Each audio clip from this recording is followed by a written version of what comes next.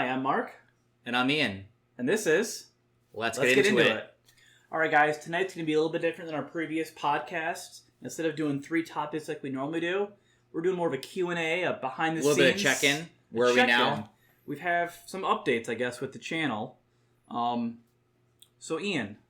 Yes. What happened?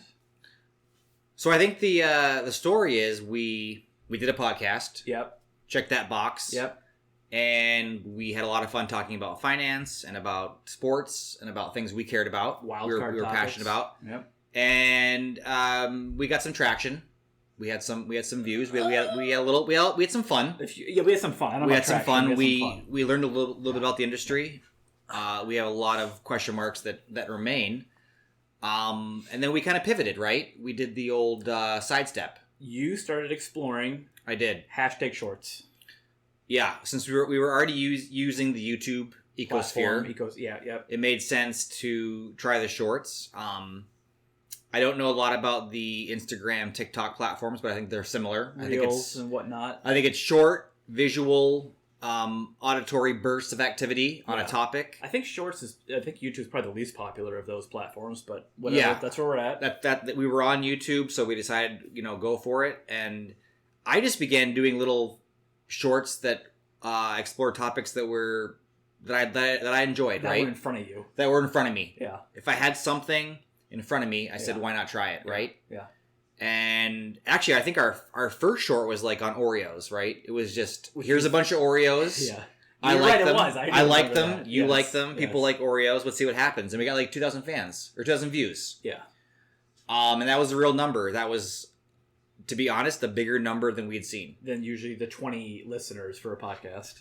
Right. So I kind of just explore the world around me. As simple and as weird as that was, I saw something and I filmed it and I put it up there. Now after that, most of the shorts, if I can say, didn't go very far. They didn't get 2,000 for a while. No, I think 2,000 was kind of our high water mark. If something hit 1,000 or 500, it was exciting. It was a success. Yeah. So we did some Pokemon, some Lego.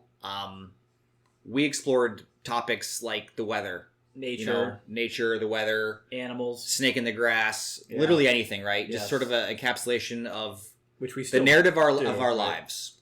Yes. But around, I don't know, a few months ago, you started doing some Prime. I think I started leaning into more of like what's hot, what's trending. What's trending? We got some Prime energy drink hydration. It's a drink, and I used a kind of similar format where you kind of have a little sing-songy, kind of very repetitive visual cue, and it did well. It popped. For us. It lowercase v viral. Yeah, as I say, for us, if viral is a percentage of your average, it went viral. Right. So as we tape now, mid-August, it's closer to 200,000 views. Yeah.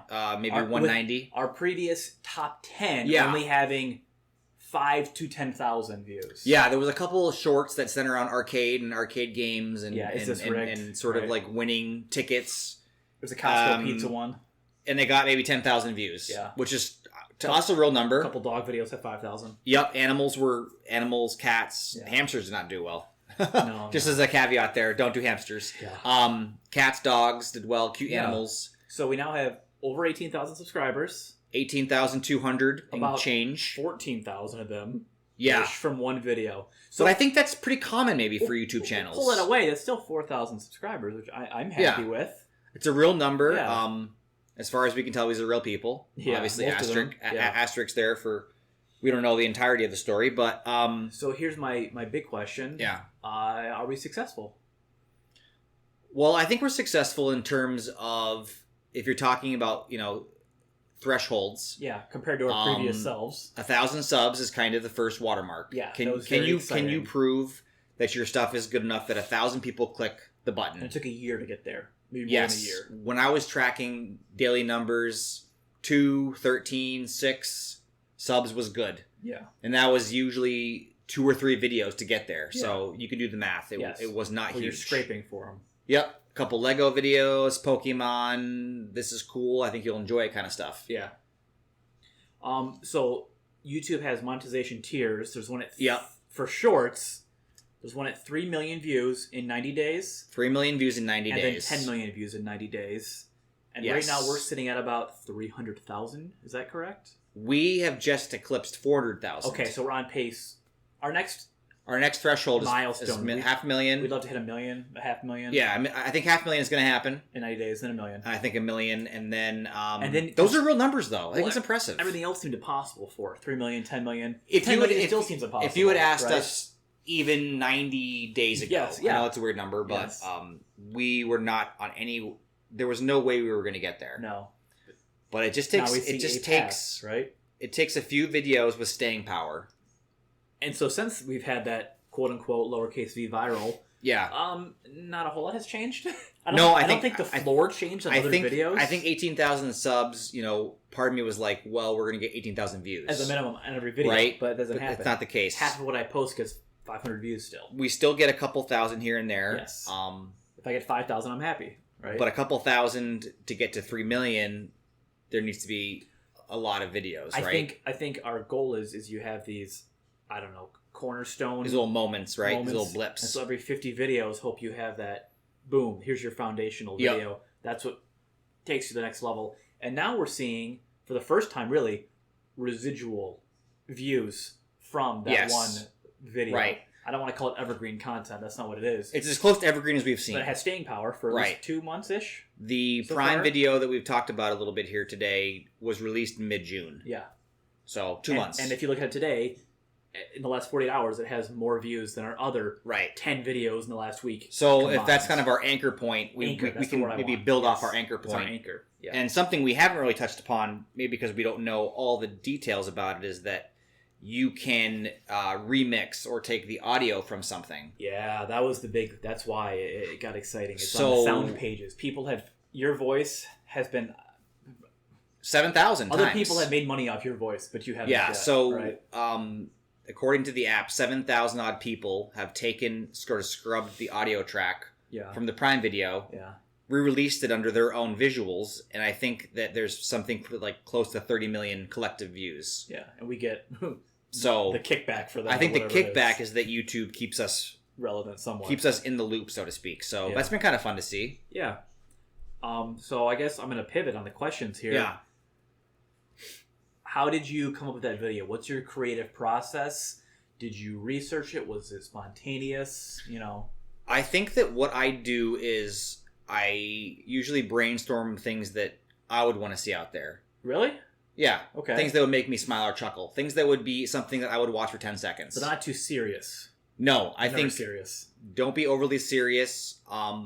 It's kind of like the spaghetti on the wall metaphor. You're throwing stuff on the wall and seeing what sticks, because the actual barrier to entry is low. Yeah. Posting a 10-second video from your phone is very minimal in terms of time We have engagement. very little skill. Is that fair to say? We're not utilizing green screens. We don't have CGI. No, it's just Maybe moments some of time text. that I think people will enjoy being part of. And you think about the visual. I try to think about it for at Yeah. least a moment. I feel like I never execute what I'm thinking in my head, but I still do attempt it a little bit, right? Yeah, so I think about, I'll just think what's around me, what's interesting. Yeah. And then see if people will like it. And sometimes they do, sometimes they don't. So it is what you're creating, is what we are creating. Is it adding value? Is it fluff? Is it garbage on the internet? What is it? I think, if anything, it's a slight value add to neutral. So I think we're doing stuff that's... Our goal is entertainment for entertainment moments. No information is being shared. We are not broadcasting anything particular. We're just kind of saying... one, I think, on how to change your furnace filter. Yeah, but that's the exception to the rule. I think, and honestly, because of that, you got some solicitations So, on maybe getting some new furnace stuff. Our message, our goal is just a little bit of entertainment, a little bit of fun. Here's some levity, just frills. Here's something that you might be interested in for just a brief period of time before you go to something else, right? Yeah. So, I mean, I think it's been fun. I would like to say that I know more about the YouTube platform. I don't think I do. You don't.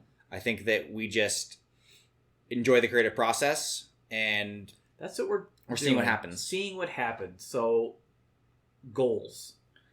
Yeah. We're really big on goals. We have, obviously, you want the number to be bigger. Always used adding to the be zeros. about we wanted to see that subscriber number grow. Yeah. Now we've maybe seen that is less valuable than just having view counts. I think that having more subscribers in terms of your visual imprint, it increases it. Yeah. But I still think you have to put out something of value for people to like it in the masses to get the numbers required to really push you forward, and right? Somehow those first handful, 100, 500 views have to trigger the algorithm to share it to 5,000 people. And I don't know how to make that happen, frankly. Yeah, I think what's interesting, sometimes you'll see that new subscribers will look at older YouTube shorts or even some of the podcasts for a brief period of time. Yes. You see those numbers kind of tick up. The old ones pop up. But I would say it's like your last 10 videos that tell the story. That's all that matters. What did you do for me lately? What have you done the last week? Yeah. And then somebody might be a super sleuth and dig deeper. Yeah. But the average person is just short. They're just scrolling for an hour. So our goals are more subs and more importantly more views, but we can't control that. No, we can really only put out things that we find interesting. Yeah. We could really like hone in on what's popular. And we're trying but it might be right? something we don't have access to or interested in, right? So we're going to leverage, I don't care. Yeah. Sorry about Prime whatsoever. Yeah. But since that was our hot visual, we're trying to ride the wave as long as we can, right? Yeah, and I think, interestingly enough, be creative with it. Yes. Take it in a new direction. Yes. You know, it's just not us drinking Prime, because that we don't really care about that. Right. But we want to see what we can do with it. But we're still sprinkling in the other content. Yeah, if we're out at a place or we're doing Nature's something. cookies. What's at Costco? I think the cool thing about YouTube Shorts is you can literally see anything at any given time. So does that help us or hurt us by not having a channel niche or a channel theme? Well, I think the originators of like YouTube, like big YouTube with 30-minute, 10-minute like films, right. shorts, not shorts rather. They would say that you need to find a very narrow niche. Down. You know, we've talked about that I think on our podcast previously. So our podcast, we kept it pretty tight. We had a 3-system topic thing that we did.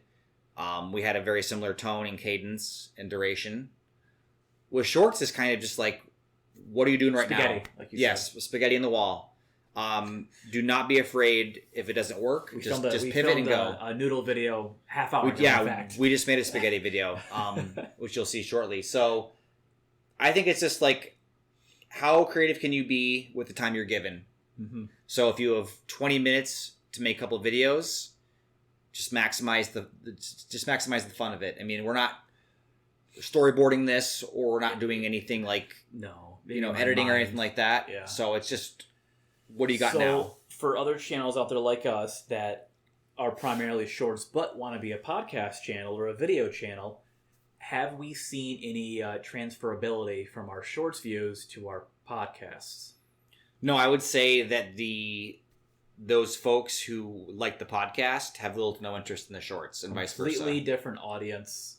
Yeah. If YouTube even shares it, I don't know. It's possible that if you're doing a podcast, YouTube was a weird choice to begin with. It's possible. Yes. We thought that maybe the ubiquity of YouTube, the fact that you have that visual cue, the fact that it's pretty easy entry to upload, and we did be successful. Posting on other places, and I'll probably post this on other platforms as well. Google Podcasts and Spotify, things like that. Zero listens from those. Basically, it's kind of funny because there's 1,001 podcasts out there, but in terms of videos, there's just as many people doing videos. Yes. if not 10x more, right? Yes. Yeah. So we're able to be seen and have a marginal impact on the videos when there's more fish in that pool than the podcast, where there are less podcasters than just YouTubers in general. Right. But we didn't quite crack that 100.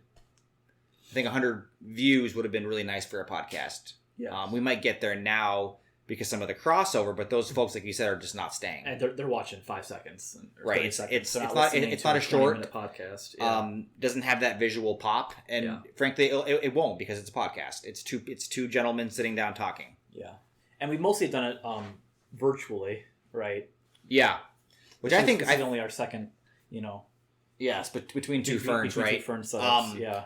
I mean, I think that the availability of Zoom and other web sort of cam feature things is great. I mean, I think that the way you have the two talking heads and the border in the background and the music is great. Like, I think we were able to prove that we could do that. Yeah. Replicate that. Yeah. There's not much difference between us and the next couple levels in terms of what they were seeing and hearing. A little flashier, but yeah. Right. I mean, we spent some time... The baseline's there. We made notes, and we kind of practiced, and we rehearsed, and then we kind of did the one take, and then you would take that footage and do some minor editing, and then we would upload it. Yeah.